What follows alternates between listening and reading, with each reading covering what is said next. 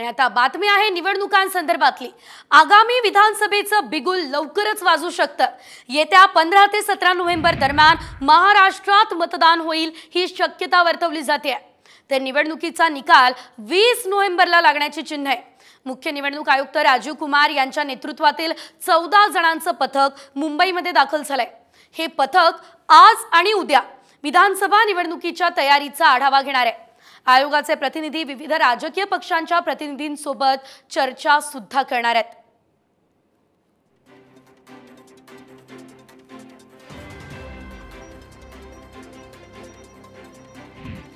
मुख्य निवडणूक आयुक्त राजीव कुमार हे मुंबईमध्ये दाखल झालेले आहेत। उमेदवारांना आता निवडणुकीच्या कामाला लागा असे एकंदरीत आदेशच दिले जाण्याची शक्यता आहे। विधानसभा निवडणुकीचा सविस्तर आढावा ते आता घेणार आहेत। राजकीय पक्षाच्या पदाधिकाऱ्यांसोबत बैठक सुद्धा होणार आहे। निवडणूक अधिकारी आणि इतर पदाधिकाऱ्यांसोबत सुद्धा बैठक आता घेतली जाणार आहे।